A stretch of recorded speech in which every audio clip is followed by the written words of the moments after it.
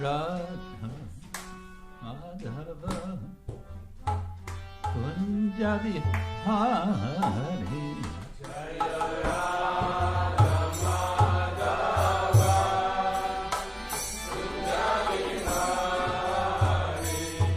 Jaya Radha Madhava Kunja Vihari Jaya Radha Madhava Kunja Vihari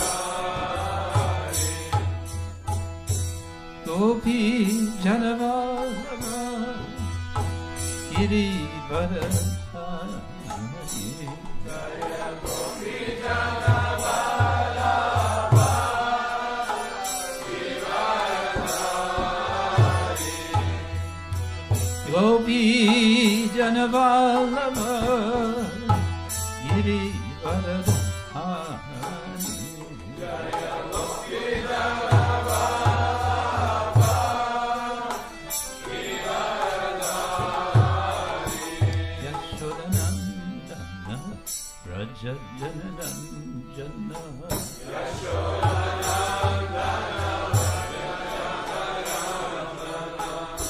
Yashodanandana Vrajajanarandana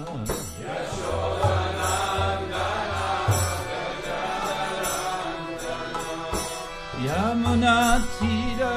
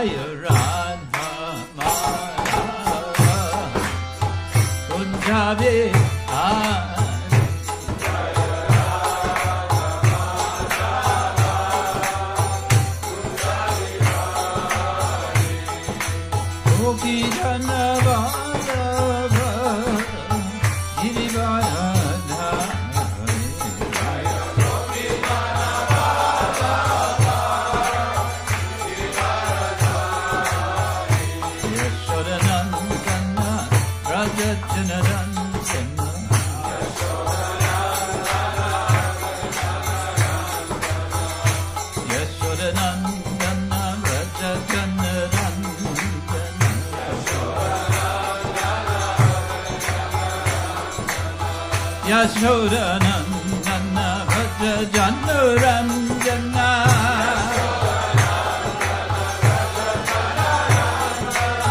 Yashodanandana Vrajajanarandana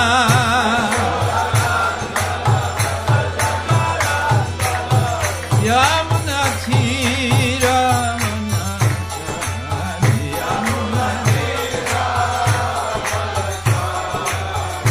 Yamunatira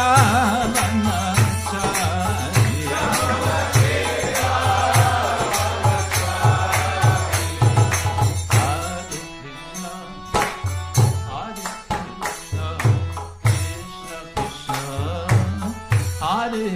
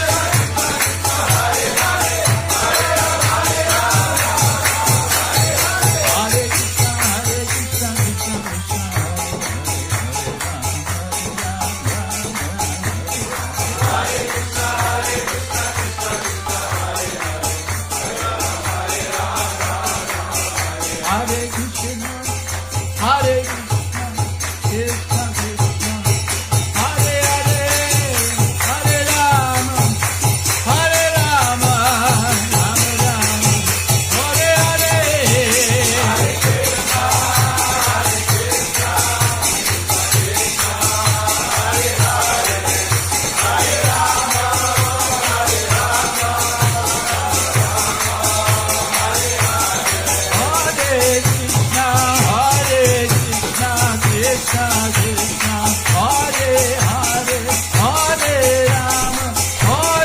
Rama Rama Rama Hare Hare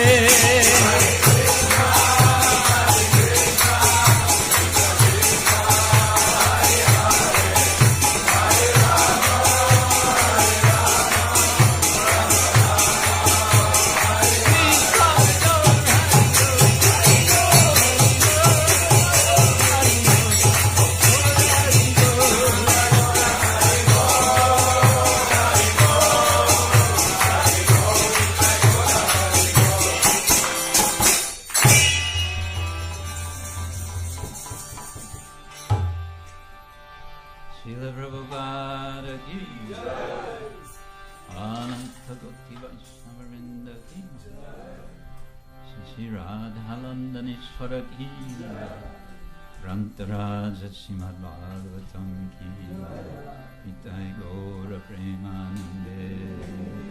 All glories to the saṁrodha-parikarśitāḥ, all glories to the saṁrodha-parikarśitāḥ, all glories to the saṁrodha-parikarśitāḥ, all glories to Shri Guru and Shri Gauranga.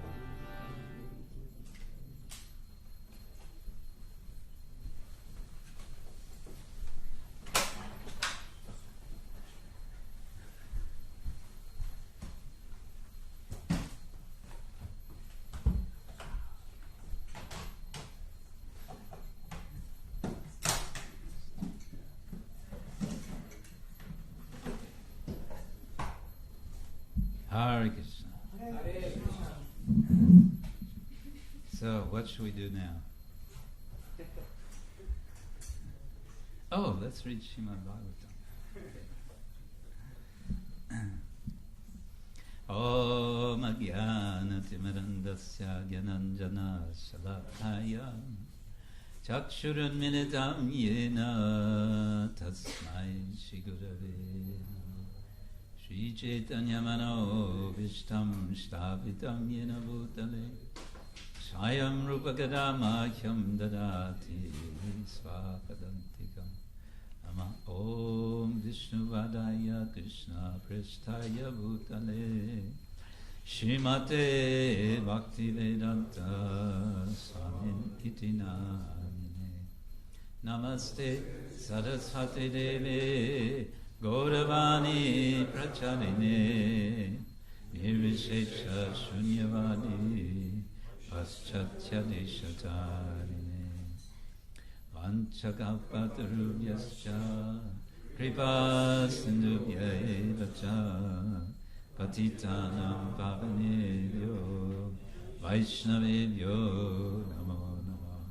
He Krishna karuna sindhu Dinabandho Jagatpate Gopesha Gopika Kanta Radha Kanta Namostute Tapta Kanchana Gaurangi Radhe Vrindavaneshwari Rishavanu Sute Devi Pranamami Hari Priya Jaya Shri Krishna Chaitanya Prabhu Nityananda Shri Advaita Gadadhara Shivasari Gaura Bhaktavinda Hare Krishna Krishna Krishna Hare Hare Hare Rama Rama Rama Hare Hare. Om Namo Bhagavate Vasudevaya.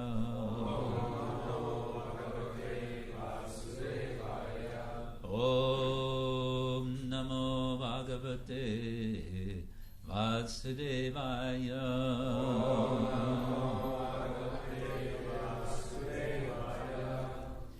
Om Namo Bhagavate Vasudevaya.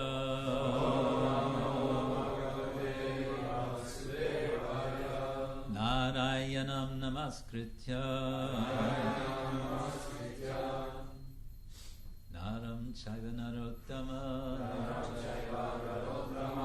Deving Saraswating Vyasam Tato Jayamudiraye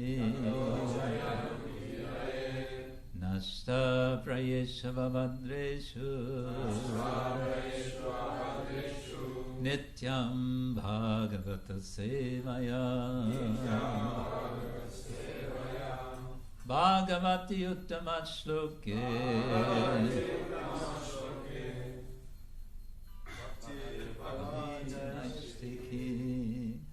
Hare Krishna. What if we turned off mobile phones? Yeah, possible? At least the receiving aspect of it. You can talk on your phones all you want, just don't receive. No. Okay, we're reading from Srimad-Bhagavatam, Canto 10. Wow, Canto 10. Chapter 73. Wow, you're really moving along. And verses 1 through 6. Wow, we're moving fast. Okay. Oh. Okay, let's see what happens. This chapter is called Lord Kṛṣṇa Blesses the Liberated Kings. So there's going to be some blessings going on, and it's going to be from Lord Kṛṣṇa, and it's going to be for liberated kings, right? Would you like to be one of the liberated kings that Lord Kṛṣṇa blesses? Yes, please. I'll take one of those. Okay, we'll chant the first verse together. Śrī-śuka uvāca. Ayute dve śatāny-aṣṭau. Ayute dve śatāny-aṣṭau. Niruddhā yudhi nirjita. Niruddhā yudhi nirjita. Te nirgata giridronyam. Te nirgata giridronyam. mala-vāsasaḥ. mala-vāsasaḥ. Ayute dve śatāny-aṣṭau. Niruddhā yudhi nirjita. Te nirgata giridronyam. mala-vāsasaḥ.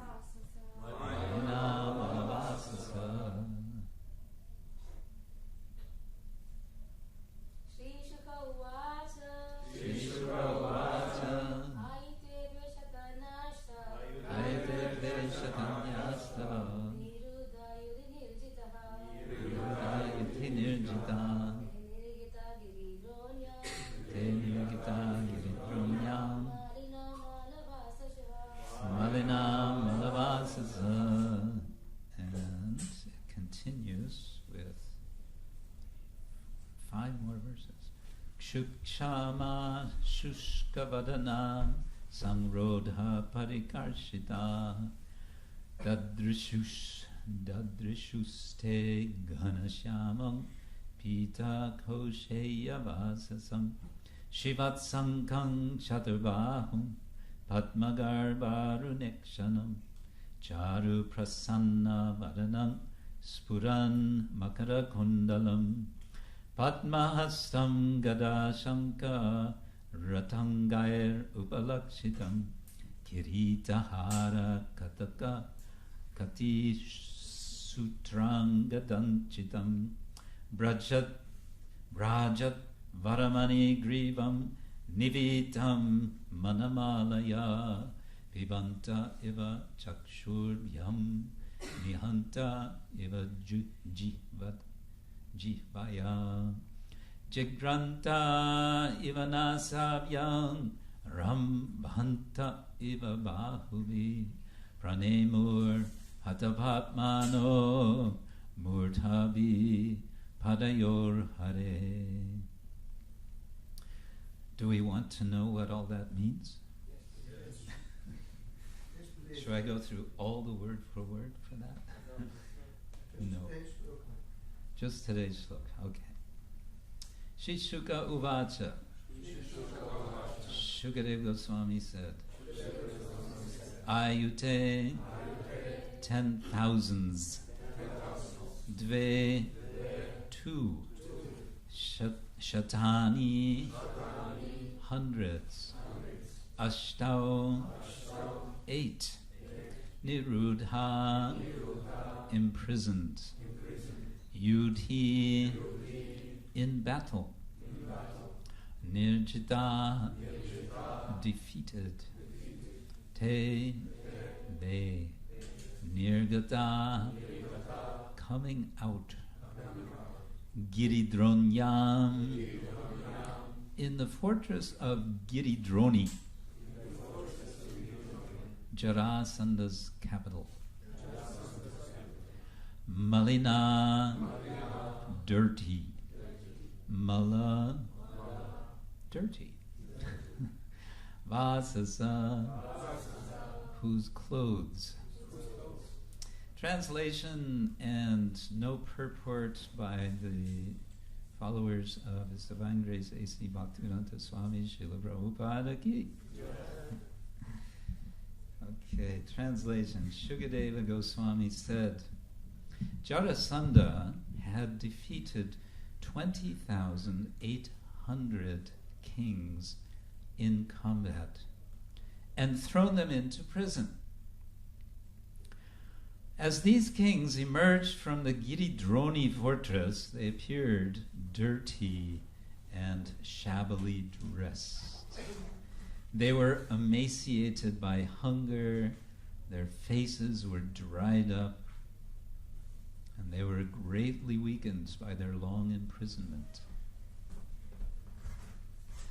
The kings then beheld the Lord before them. His complexion was dark blue like the color of a cloud, and he wore a yellow silk garment. He was distinguished by the Srivatsa mark on his chest.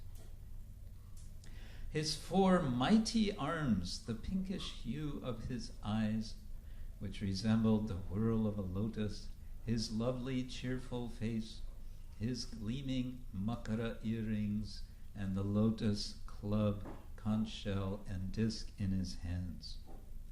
A helmet, a jeweled necklace, a golden belt, and golden bracelets and armlets decorated his form, and on his neck he wore both the brilliant precious Kaustuba gem and a garland of forest flowers.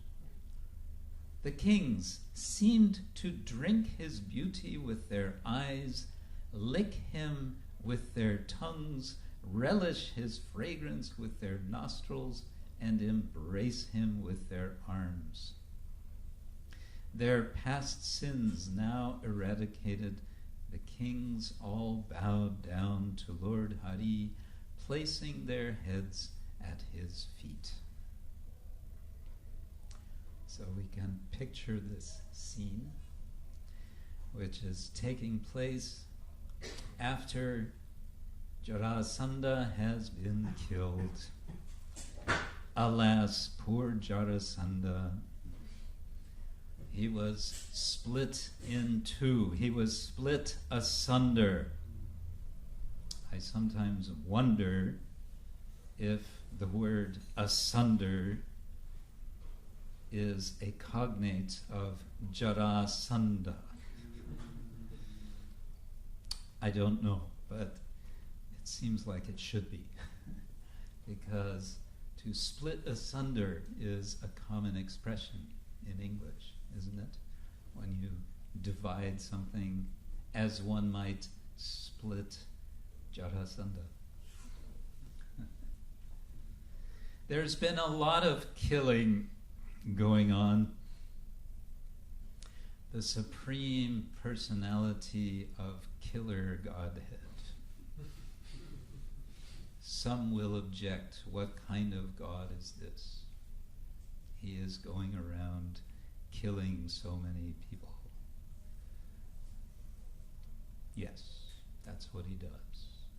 That's what he says in Bhagavad Gita. He confesses. He makes a big confession in the Bhagavad Gita. He says, I am a killer. I am a killer God.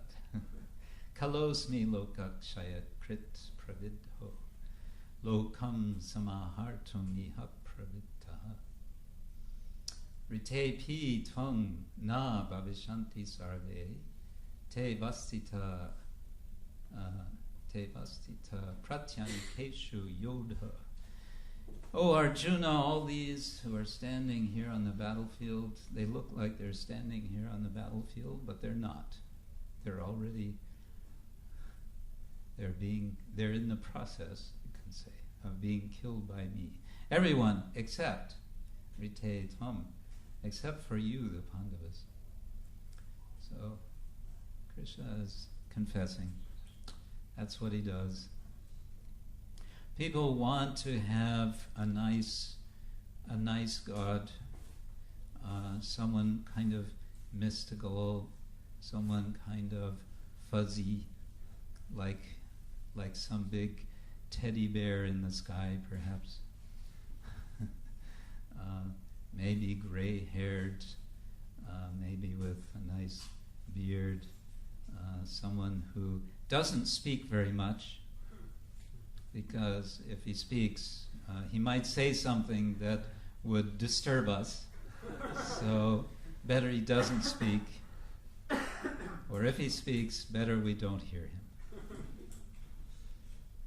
So that Lord they want. Or a Lord who sits in lotus posture, like we do, with hands folded like this and eyes half shut. In China, this image of God is popular. The meditating God, Lord Buddha. Well, yes, the Lord can appear in that way, and he does, and he attracts actually many millions or hundreds of millions of people to him in that form, attracting them to understand there is no self, anatmavada. There is no self. And therefore there is no reason for suffering, because there is no self to suffer. And in this way, offering a great escape from existence. We don't go for that. We find that, like the kings here, it is a wonderful experience to be face to face with the Lord. This description of Lord Kṛṣṇa is familiar to the devotees because it has features we're familiar with, and it's describing his beauty in regard to the various details of his form. We hear every morning the song, Ve Krishna-Kshetra Aravinda-dalaya taksham Bharhavatam samasitam Buddha-sundarangam. Then Kandarbhakoti Kamaniya Vishesha Shobham Govindam Adipurusham Tamaham Bhajami. Venum means the flute. Kvanantam. Kvananta means sounding, the sounding of his flute. Aravinda dalaya daksham, Aravinda dala. Yes, lotus-like eyes. We make this this gesture is lotus-like eyes. Barha. Yes. Barhavatansam. I don't remember myself. Asita ambuddha sundarangam. Sundara, we know. Beautiful, right? And how beautiful? Kandarbhakoti kamaniya vishesha shobham. Vishesha, particular. He has a particular beauty. Actually, it's all very nicely described by Srila Bhakti Siddhanta Saraswati Thakur. Shall we read that? Why not? I worship Govinda, the primeval Lord, who is adept. I like that. He is adept in playing on his flute with blooming eyes, he says, like lotus petals, with head decked with peacock's feather, with a figure of beauty tinged with the hue of blue clouds, and his unique loveliness. I believe he's translating the word Vishesha there. Yes. His unique loveliness charming millions of cupids. The purport is also very nice. I thought we can read this. You may have read it before, but why not hear it again? The matchless beauty of Krishna, the supreme Lord of Goloka, is being described. Krishna, the all-pervading cognition. This is so Bhakti Siddhanta Thakur. The all-pervading cognition has a spiritual form of his own.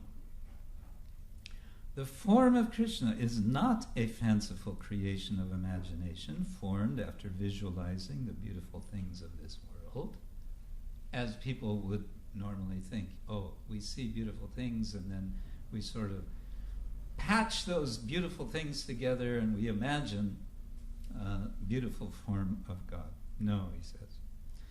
What Brahma saw in his ecstatic trance of pure devotion is being described. Krishna is engaged in playing on his flute. That flute, by his enchanting musical sound, attracts the hearts of all living beings. Just as a lotus petal produces a pleasant sight, so the two beautiful eyes of Krishna, who causes the manifestation of our spiritual vision.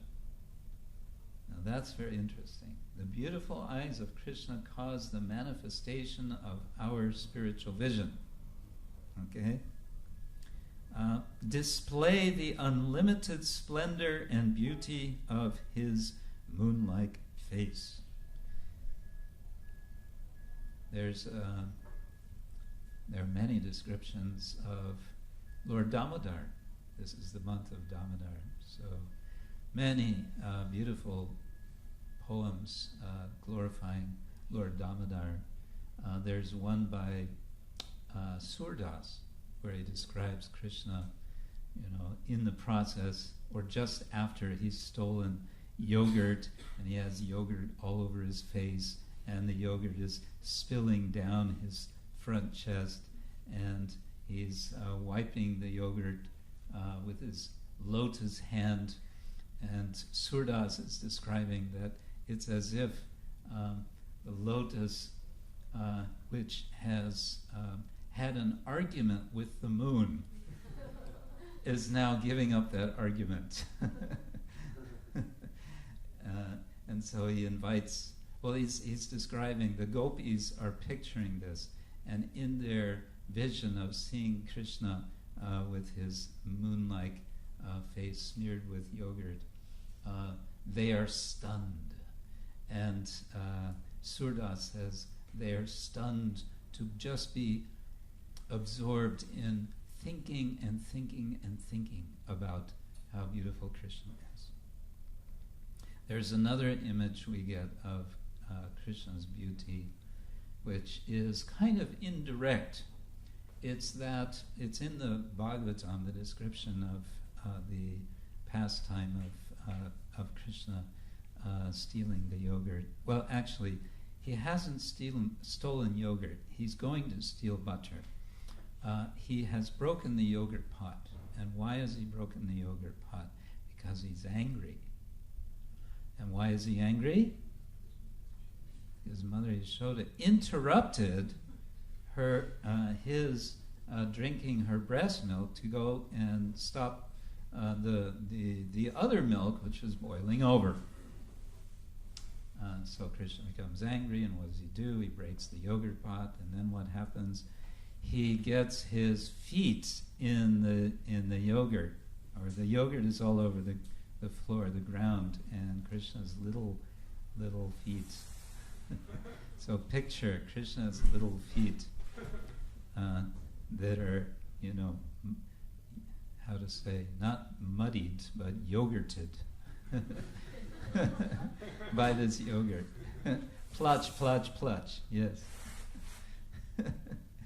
And exactly, and then he runs off in order to steal the butter. So that picture of Krishna's beauty is also there. Okay, the loveliness that adorns his head with peacock feather figures the corresponding feature of the spiritual beauty of Krishna. Just as a mass of blue clouds offers a specifically soothing, pleasant view. Again, Vishesha, here he seems to be translating as specific, because Vishesha can mean specific. Just as a mass of blue clouds offers a specifically soothing, pleasant view, the complexion of Krishna is analogously tinged with a spiritual dark blue color. The beauty and loveliness of Krishna is far more enchanting than that of Cupid, multiplied a millionfold. Okay, so the beauty of Krishna in the verses we are reading are touching the hearts. They are, I would say, in effect, by the presence of Krishna, and then by the instruction that Krishna is going to give to these kings. He's actually giving them a kind of initiation, because they are transformed by his presence in such a way. I would put it like this: they are seeing the beauty of the self of themselves, because that is what Krishna is. He is the self of all selves, right? And so, as a result of seeing the beauty of the self of themselves, they're actually seeing their own beauty. They're seeing the self, the beauty of the self of the spirit soul. And so it's interesting, it's poetic, because it's contrasting with the description of their outer appearance. What is their outer appearance described as? They're grungy. Niruddhā yudhi nirjita te nirgata giridronyam malina mala-vāsasaḥ. They were dirty, and their clothes were dirty, basically. They were in a very, the translation says, emaciated. What means emaciated? Emaciated? Shrunk. Yeah. Thin. Yeah, means thin. It could have been the case that Jarasandha, having imprisoned them, was not feeding them. Maybe the Jarasandha realized he didn't have enough to feed 20,800 kings. So, or he didn't have enough. And so Krishna and his friends, Bhima and Arjuna, have come just in time to release them. And in this situation, they're coming out of this darkness, which kind of reminds me of the famous analogy that Plato gives. Plato gives us this little story about enlightenment, right? That imagine some people have been in a cave all their lives, a dark cave, and the situation is that there's some light behind them, some fire is burning behind their backs, and I don't know, they're chained up or whatever, they can't move, so all they can see is the flickering of the light from behind them on the surface of the cave in front of them. That's all they've ever experienced. And then one of them breaks out of his chains, or I don't think it mentions chains, but one of them decides, this is kind of boring, I think I'll see if there's something else going on, and he manages to find the exit to the cave, and he comes outside, and lo and behold, it's so bright, it's beautiful day outside. First he has to adjust himself to that light, and then he goes back to tell his friends in the cave, hey, there's some light out there. And they say, yeah, right, we got plenty of light here, thank you very much. We're quite sufficiently supplied with light. Don't bother us, don't tell us about light. No, you don't understand. They can't understand because they have no experience. Anyway, that's sort of, I was reminded of that here. They've been in darkness for, we don't know, for some time. Now they're coming into the light, but it's not just light. It's Krishna, who is the source of all light. And as they're seeing this beautiful form of Krishna, then they are shedding all of their impurity. It's mentioned that all of their sins have been destroyed as a result of seeing Krishna. Okay, now this matter of destruction of sins and bhakti, devotion to Krishna, I wanted to share something else with you, which I came across. It's a translation of part of Ramanujacharya's commentary to a verse you all know from Bhagavad Gita. Sarva dharma parityaja mamekam sharanam vraja. Yo mokshaishami makshucha. Right? So this is a verse we're familiar with, and it's been discussed by different acharyas in many different ways. But Ramanuja, who is very much followed by Jiva Gosvāmī in much of his writings, says the following. He's addressing the concern about being sinful and therefore not being able to practice bhakti yoga. Okay, so this is what he says. Arjuna was dejected, seeing that bhakti yoga can be practiced successfully only by a person who is free from all sins, and to whom the Blessed One, Bhagavan, is inexpressibly dear, seeing further that the sins which are inimical to starting bhakti yoga are infinite,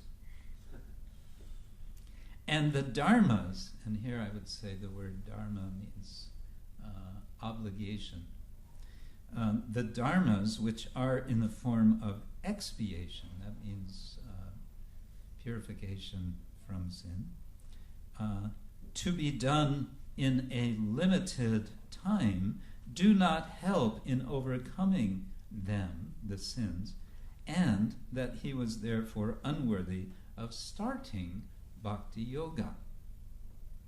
Okay, so he's saying Poor Arjuna, he's dejected, he's as we would say, he's frustrated.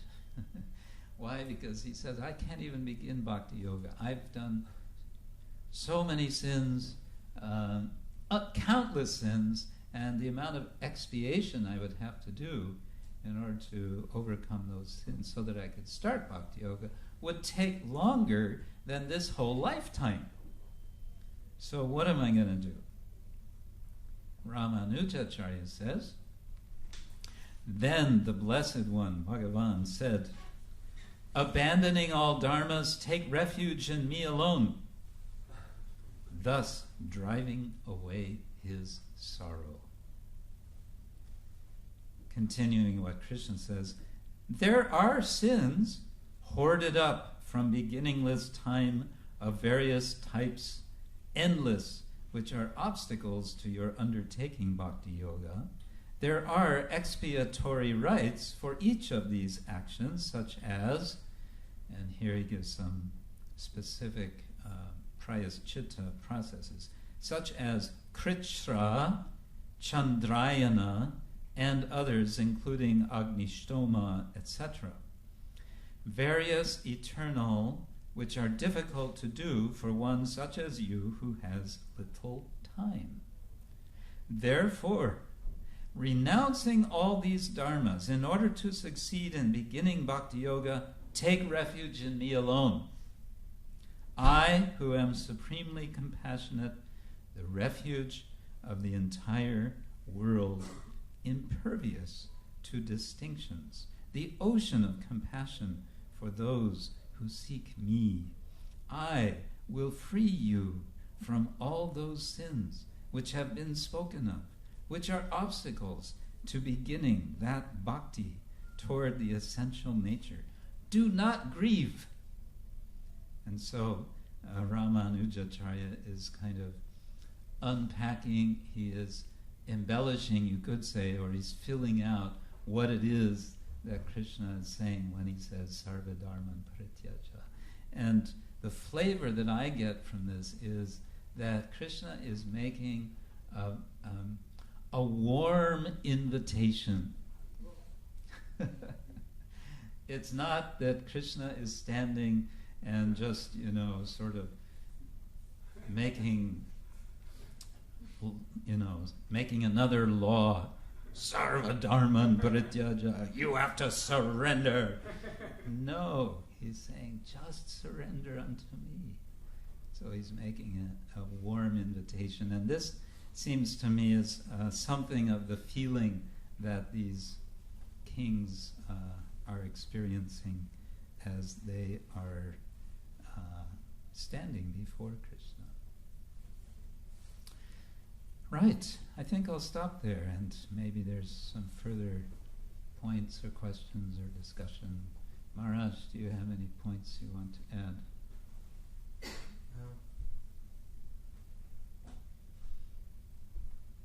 I was listening to Prabhupada in a 1977 conversation, and somebody was saying, well, people say that in your book, in Bhagavad Gita, you are putting Krishna in where he's not. And they complain about this. Prabhupada chuckled and said, yes. Yes, and the devotee said, they say you have a one-track mind. Prabhupada laughed. Yes. Yes, this is my plan, this is my strategy. I have a put Krishna in wherever possible. Yeah, that's nice. Yes, it's true. Srila Prabhupada would sometimes translate in Bhagavad Gita, for example, Buddhi Yoga, he would translate as devotional service. And the scholars will say, it doesn't say anything about bhakti here, it says Buddhi Yoga. But actually it's not just Srila Prabhupada, he's not making it up. He is drawing from Baladev Vidyabhushana,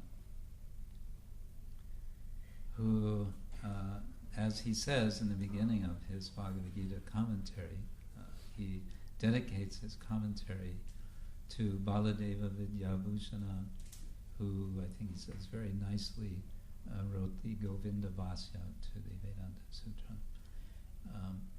who also wrote a Bhagavad Gita commentary. And Baladeva Vidyabhushana's commentary, one of its particular features is that he highlights how the entire message of Krishna is bhakti yoga. Most interpreters of the Gita will say, well, the Gita is this compendium of karma yoga and jnana yoga and dhyana yoga and bhakti yoga. But Baladev says, actually it's all bhakti yoga. So that's what Srila Prabhupada does when he's translating. He's bringing that out. He's following the acharyas. He's following Baladev in particular. So yes, one-track mind. Jiva Goswami also has something of a one-track mind. He explains, because in these verses it's describing the different ornaments of Krishna and so on. And Jiva Goswami explains in his Bhagavat Sandarbha that the ornaments, the weapons, all of these are non-different from Krishna. They're not extraneous to the form of the Lord. They are integral to the form, to the swarupa of the form. And that's something which makes his form different from our forms. We may, hold a book or something, and then we are different from the book. But whatever the Lord holds, and in particular when he holds the flute, or when he holds yogurt or butter in his hand, that is also Krishna. And so it's all an expansion. It's not expansion, it's the form of Krishna. So what about this killing that Krishna is doing? What would we say to people who may criticize about this? Your Lord is your Krishna. He is always described in the Bhagavatam. And you seem to enjoy how he is killing. What would you say to this? Yes? I would offer that time is killing everyone. No one escapes time. And time personified is known as Krishna. So therefore, that time personified is Krishna. So when that time personified comes in his personified form, and he is also killing everyone. Yeah, you can say, my dear sir, my dear madam, you are dying at this very moment. You could drop dead in front of me as we speak. It happens, right? People have a heart attack and that's it, right? You could say, you could say it in a very heavy way. You could drop dead and as we speak. Don't worry, I'm not cursing you. I wish you a long life. But how long can you live? Who is the Greek figure who was blessed, or shall we say cursed, to live forever, and was growing older and older and older and older and older, and realized actually this is a curse? Anyone know? No. Someone in Greek mythology. Anyway, so any other thing you would say about the killing God?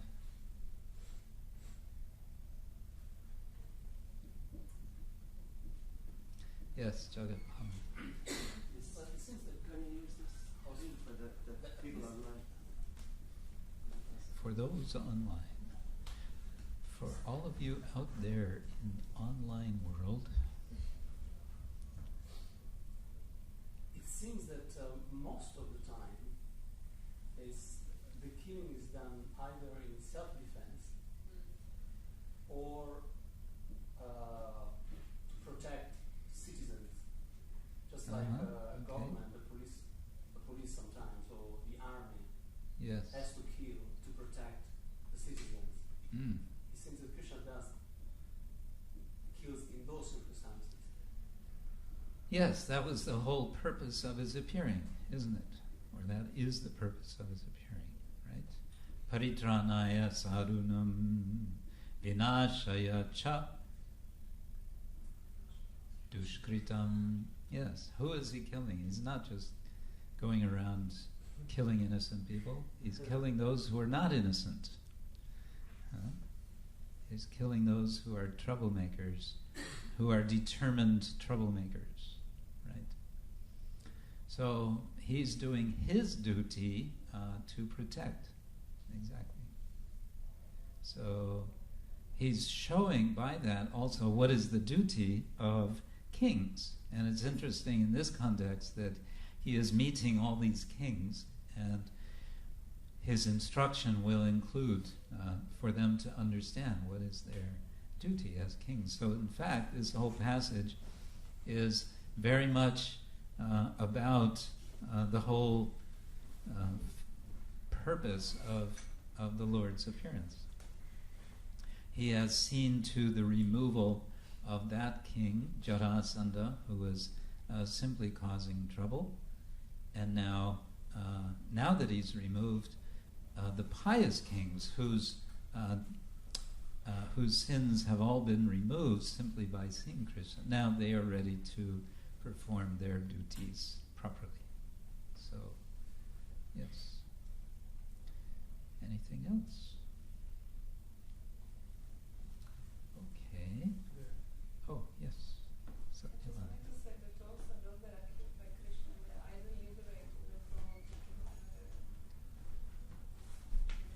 Those who are liberated, those who are killed, they're liberated or promoted to a higher position. Yes, we say that, and certainly it is a fact. This is, we understand one way that the Lord manifests His mercy. That in fact, those who are killed by Krishna are put into not just fast track, but immediate track to go back to the spiritual world one way or another, depending on their action in this world. Yes, Maharaj. Why do we say Krishna when he has four arms? Just have 4 arms, no? Here he has 4 arms. Does it say that? Yes, catur-bāhuṁ. Yes, because he is appearing as Vasudeva. He is not in Vrindavan. He is. Where is he? He's in this place called Giridroni.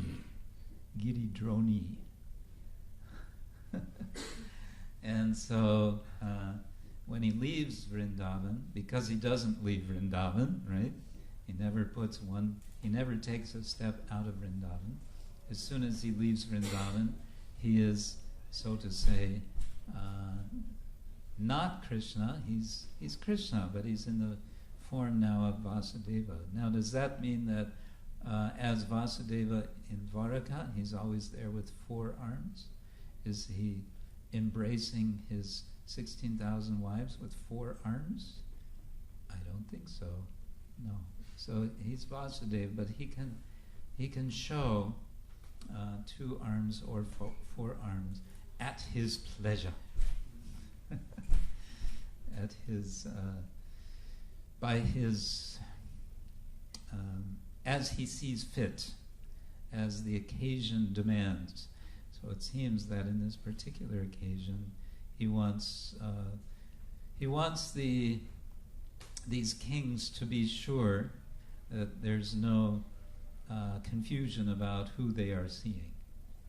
It's mentioned all of his features, including Srivatsa and so on, so they also know he's not just one of the Vaikuntha personalities. He is the Lord himself, because this is one of his distinctive features. He has the Srivatsa. Yeah. The residents of Puri are said to all have 4 arms. We just don't see it. But the demigods can see that. Right? Must be interesting to see the residents of Puri with 4 arms. Have to be careful when you're in Puri, who you're dealing with. All right, so I wish you all a very nice day, and I wish you all the best in reading Srimad-Bhagavatam, and I wish you all the best in reading this chapter of Srimad-Bhagavatam. I can mention perhaps that I'm working, I'm still working. The last time I probably told about it as well. However, I'm coming to the end. Working on a book which is a very abridged edition of the Bhagavatam, together with Radhika Raman Prabhu from America. We are taking selections from the Bhagavatam and translating those from the Sanskrit, and then we're tying them together with our own summaries, and we are including notes which are based sometimes just to explain simple things which people may not know, and sometimes taking from different commentators to explain the verses. So from the 10th and we're coming to the end. We are hoping to finish by the end of December to submit the manuscript to our publisher. It's being published by an academic press in America. And for the 10th canto, we really had trouble deciding, because they limited, the publisher said, we're giving you, first they said 100,000 words, and then we kind of pleaded with them, and they said, all right, 120,000 words, not one word more. So, okay. So we're taking something from all 12 cantos. We have 2 or 3 chapters, sometimes more from each canto. So from 10th canto, we have chapter 8, which is Krishna revealing, opening his lotus mouth for Mother Yashoda to see the vision of the universe. Then chapters 9 and 10, Damodar Lila. Then chapters 24, 25, Govardhan Lila. And then we really struggled. We wanted to have something from Rasa Panchadhyaya, the Rasa Lila. But then we decided, no, Rasa Lila, first of all, to do it properly, you need to have the whole Rasa Lila, which is 5 chapters, and we don't have room for that. And besides, we have the BBT books, but also for the scholars, there's my godbrother Garuda Prabhu's translation.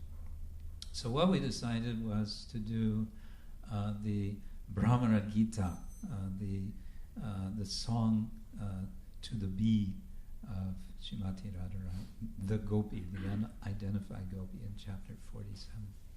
Which is just 10 verses.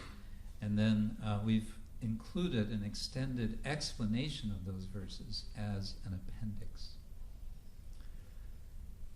So that's what's keeping me busy these days, aside from various other things. Okay. Right. right. Thank you all very much. Grantaraj Srimad-Bhagavatam ki jai, Srila Prabhupada ki jai, Gaur Premanande. Krishna Kshetra Swami ki jai.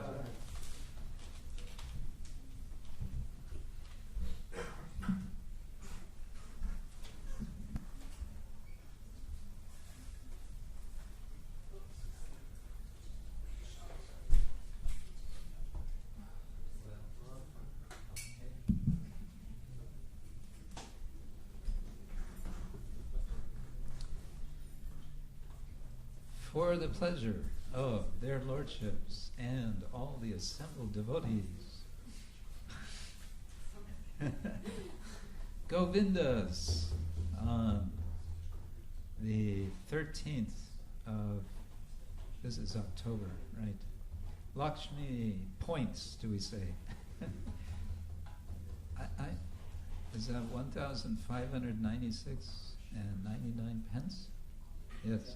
1,596 pounds and 99 pence. Number of paid customers, 219.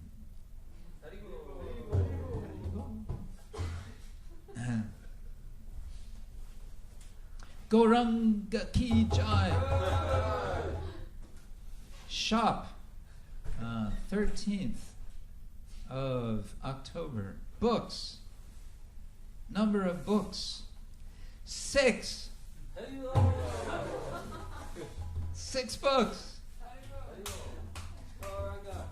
Gauranga. And number of Lakshmi points, 216.